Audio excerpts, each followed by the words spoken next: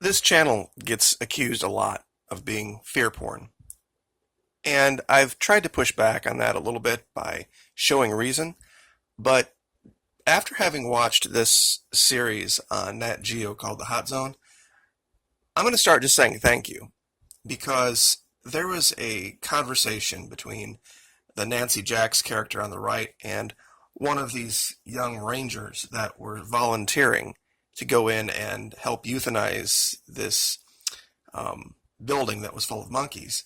And she asked him if he was afraid. And of course, like someone that age, they'd say, absolutely not, totally not afraid. And she said, that's a problem. Because if you're not afraid, then you're not grasping the gravity of the situation. Fear keeps you frosty. It keeps you on edge. You can't let it paralyze you, and you can't let it make you someone who can't be relied upon to take action when that is required. But you still have to have some level of fear. So in the case of this and our country, given everything that's been put out there, I thought in today's video what I would do is give you 10 reasons that you should be remaining frosty and having some level of fear regarding this issue with Ebola. I'm just going to go ahead and put up the whole list, and we're going to go through each one by one, and I'll show you imagery and articles that you can follow for yourself to illustrate why each of these is important. Number one, it presents as innocuous as the common cold, measles, typhus, dengue, the flu, that type of thing. Spanish flu killed millions early part of last century.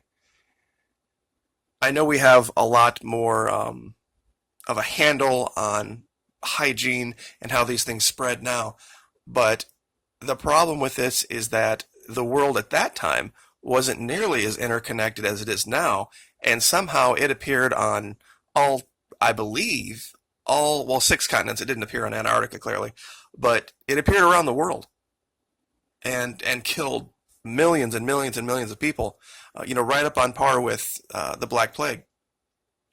So when you see these stories about this coming this summer,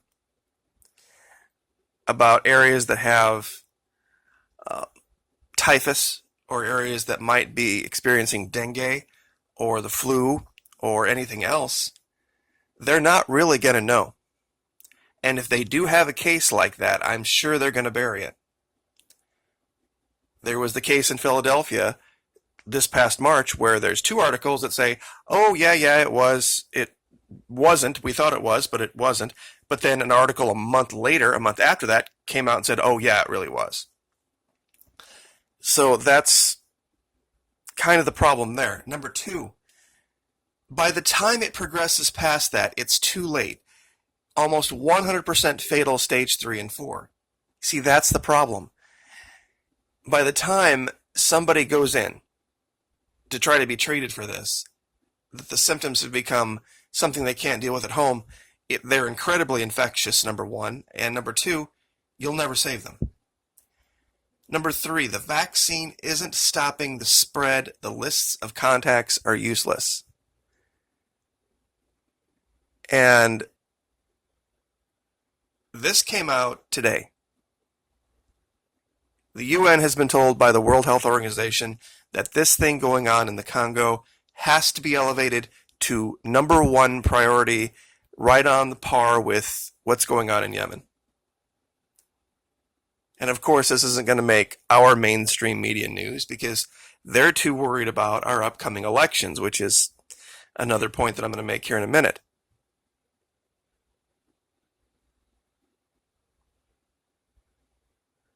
It's all over the news in the rest of the world, though, about this.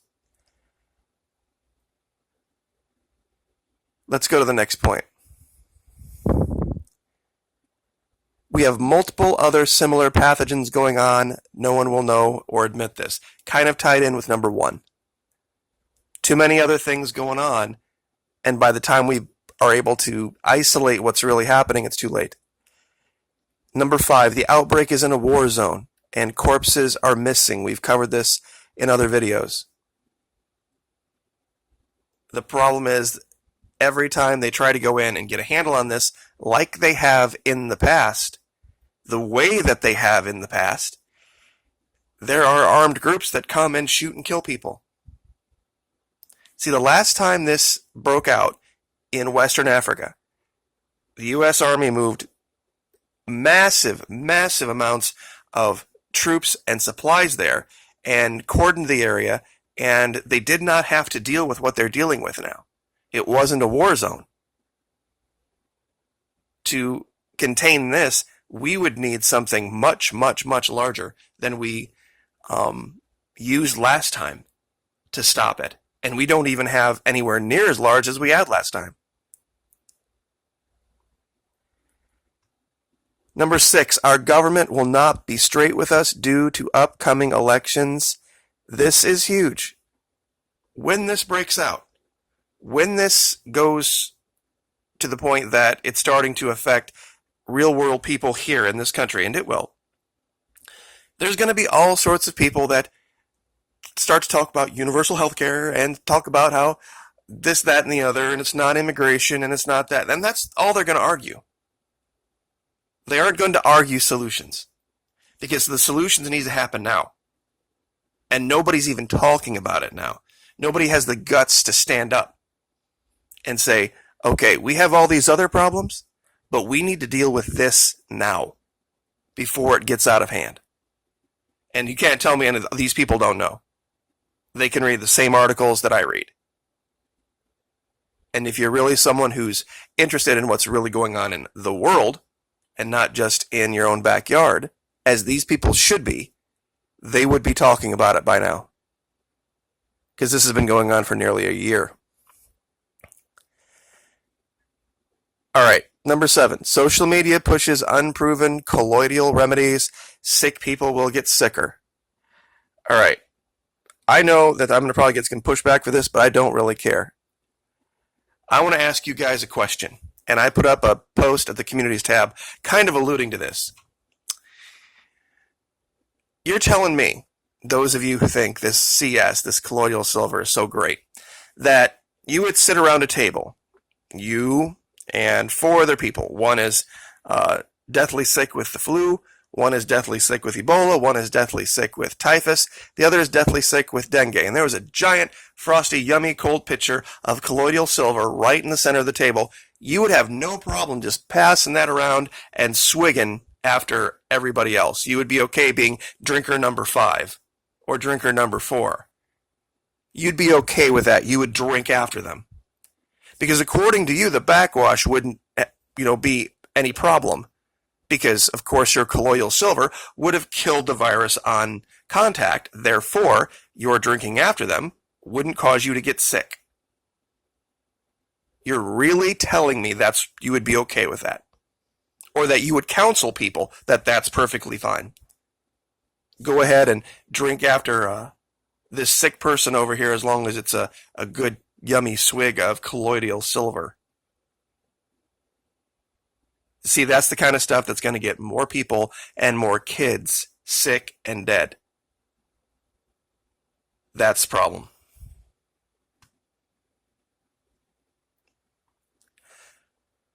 Number 8, they do not know where the source of the infection is. Now, this is something that people really haven't paid attention to in these articles. All right, this is from yesterday. Most new Ebola cases were not known contacts. Okay, now this one shows it as being, and let's see if I can find the number here. It says as few as 32% of the new confirmed cases were linked back to known contacts. That means 68% were unknown. Now, in this new article, today, the 29th, now they're talking about 80%. The death rate is in the 70s right now. It can be as high as in the 90s. 2,000 cases of Ebola recorded since August. 1,287 people have died. Community mistrust. Quote, and this is a quote There has never been an epidemic of this complexity or size in the DRC. They're talking about this being what they call a level 3 emergency system-wide scale-up. 174 attacks. Here it is. The vast majority of new confirmed cases, more than 80%, have not been identified as contacts of people known to have Ebola. Let me say that again.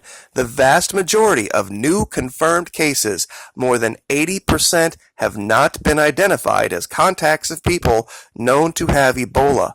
That means the listing of contacts and surveillance are not effective. And that is how you stop these outbreaks. You create these rings of cordon. It's like, okay, well, you talk to these 8 or 10 people. We're going to go get those 8 or 10 people, and we're going to cordon them off. And then we're going to talk to each of them and then get lists from them. And then we're going to cordon those people off. Now, in places like the Congo in West Africa, where people don't have cars and there aren't super highways, that's not nearly as hard as what would happen here. Because you can be talking to and being in contact with dozens and dozens of people who can be in contact with hundreds more that can be traveling for hundreds, maybe thousands of miles in a matter of hours.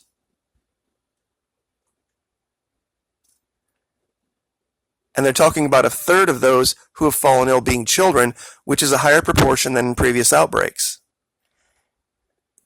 Having it be children is a problem in the sense that they're not going to initially be able to speak with you. I mean young children, in a way that gives you an idea that it might be something other than just a cold.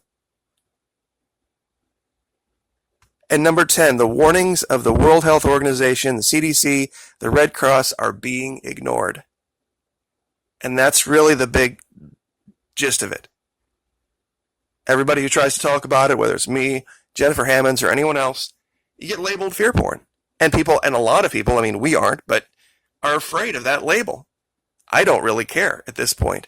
I would rather be that guy who tried to sound the alarm and do so in a way that I've never said anybody go close your bank accounts or go open your bomb shelter and live there for the next 6 months or go run and riot in the streets or stop paying your bills or anything like that. Would never counsel that. But it is something where people do need to be frosty. They do need to have an edge. Because we have the summer coming up and the big travel season and a lot of tourists. So number 1, presents as innocuous as other things. Number 2, by the time it progresses, it's too late. Number 3, the vaccine isn't stopping the spread. The lists of contacts are useless. Number 4, we have multiple other pathogens going on and no one will either know about it or admit it when they do find it. Number 5, the outbreak is in a war zone. We have corpses missing. Number 6, our government will not be straight with us due to upcoming elections. Number 7, social media pushes unproven, unreliable treatments and remedies, which will cause sick people to get sicker. Number 8, they don't know where the source of the infection is. Number 9, most new cases are not tied to known infections, meaning they don't even know where it's beginning. Number 10, the warnings of the World Health Organization, the CDC, and the Red Cross are being ignored. You see, that's the problem with all of this, is no one has the guts to stand up and tell the truth. No one has the guts to stand up and say, look, we need to start doing something, and we need to start doing something now to fix this.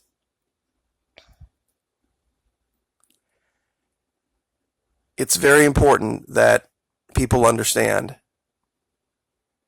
that being afraid doesn't mean living in terror. There's not a soldier who's ever been in harm's way, who's being honest about it anyway, who will tell you that they weren't at some point afraid. Mind-numbingly afraid at some points. But you get beyond it. You fall back on your training and you move forward so that you can protect yourself, your friends, your loved ones, and your neighbors. And I guess I'll leave that there. Like, share, subscribe.